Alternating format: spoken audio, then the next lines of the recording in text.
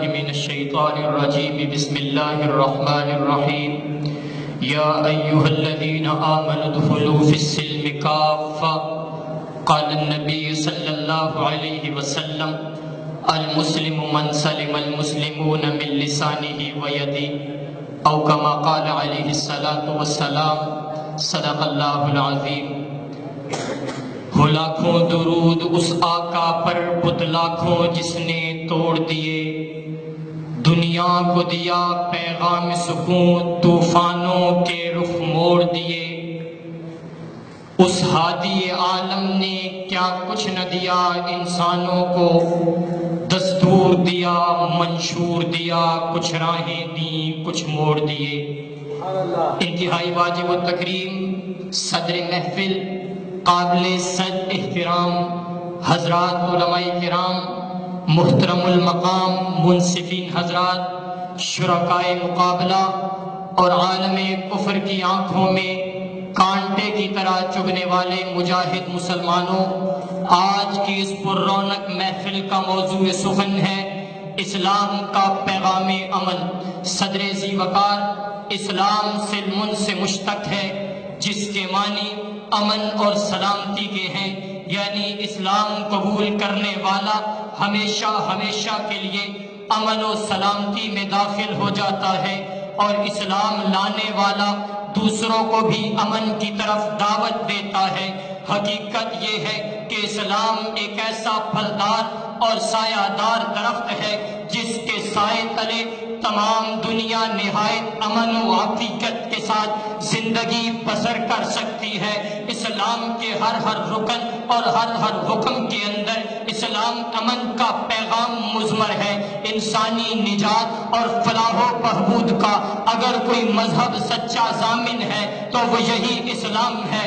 اخلاق حسنہ اور راست بازی کے لحاظ سے اگر کوئی اکمل ترین مذہب ہے تو وہ یہی اسلام ہے۔ تہذیب، سیاست مدنیہ اور تدبیر منزل وغیرہ کی حقیقی برکات اگر کسی مذہب میں ہے تو وہ یہی اسلام ہے۔ حضرات گرامی، اسلام سے پہلے دنیا کے اندر ہر قسم کا جنگ و جدال، شر و فساد اور قتل و غارت گری تھی۔ دنیا کا کوئی خطہ بھی مکمل طور پر امن و اطمینان سے نہیں تھا، بالخصوص عرب کا خطہ مخرب اخلاق سرگرمیوں کا مرکز بنا ہوا تھا۔ عرب کے اس ریگستان عرب میں انسانی خون کے جو طوفان برپا ہوئے اور ظلم و ستم اور باہمی جنگ و جدال کی جو تلاطم خیز لہریں اٹھی، انہوں نے اہل عرب کے احساسات میں ایک عام سا ہیجان پیدا کر دیا جس کا نتیجہ عام طور پر رہزنی اور غارت گری کی صورت میں ظاہر ہوتا رہتا تھا، جس کی وجہ سے عرب کا امن و سکون تباہ ہو چکا تھا، جان و مال کا تحفظ ختم ہو چکا تھا۔ ان حالات میں خلاق عالم نے بدامنی کے سمندر میں ہچکولے کھاتی انسانی کشتی کو سہارا دینے کے لیے اپنے پیارے حبیب صلی اللہ علیہ وسلم کو مبعوث فرمایا۔ آپ صلی اللہ علیہ وسلم کی بعثت سے خوف امن میں تبدیل ہو گیا، راہزن رہنما بن گئے، اپنی بیٹیوں کو زندہ درگور کرنے والے، دوسروں کی عزتوں کے رکھوالے بن گئے، جان لینے والے، جان قربان کرنے والے بن گئے۔ کس نے قطروں کو ملایا اور دریا کر دیا، کس نے ذروں کو اٹھایا اور صحرا کر دیا، آدمیت کا غرض سامان مہیا کر دیا، ایک عرب نے آدمی کا بول بالا کر دیا، خود نہ تھے جو راہ پر اوروں کے ہاتھی بن گئے، کیا نظر تھی جس نے مردوں کو مسیحا کر دیا۔ حضرات گرامی، اگر شریعت اسلامی کے تناظر میں دیکھے جائیں تو اسلام کا پیغام امن، یا ایھا الذین آمنوا ادخلوا فی السلم کافہ، اسلام کا پیغام امن ہے۔ وَإِن جَنَحُوا لِلسَّلْمِ فَاجْنَحْ لَهَا، اسلام کا پیغام امن ہے۔ وَإِن جَنَحُوا لِلسَّلْمِ فَاجْنَحْ لَهَا، اسلام کا پیغام امن ہے۔ إِنَّمَا الْمُؤْمِنُونَ إِخْوَةٌ فَأَصْلِحُوا بَيْنَ أَخَوَيْكُمْ، اسلام کا پیغام امن ہے۔ المسلم من سلم المسلمون من لسانه ويده، اسلام کا پیغام امن ہے۔ لا تقاتلوا ولا تدابروا ولا تحاسدوا ولا تباغضوا وكونوا عباد الله إخوانا، اسلام کا پیغام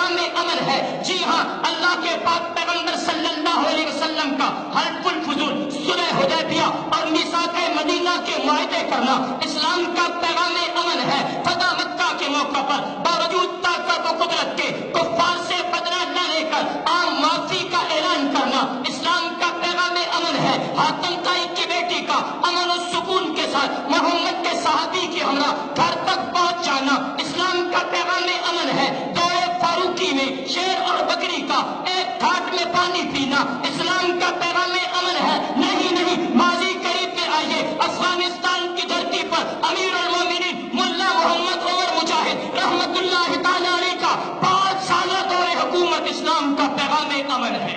ارباب علم و دانش آج امن کی رٹ لگائی جاتی ہے، لیکن یہ نہیں بتایا جاتا کہ امن کا قیام کس طرح ممکن ہے۔ شریعت اسلامیہ نے امن کے قیام کے لیے اسلامی نظام حکومت کے تحت عدل و انصاف پر مبنی حدود و قصاص کے قوانین متعارف کروائے ہیں، لیکن آج دنیا کا کفر اسلامی نظام حکومت کے قیام میں رکاوٹ ہے۔ اور یہ بات مسلم ہے کہ جب جسم کا کوئی حصہ کینسر اور ناسور بن جاتا ہے آپریشن کے ذریعے اسے کاٹ دیا جاتا ہے۔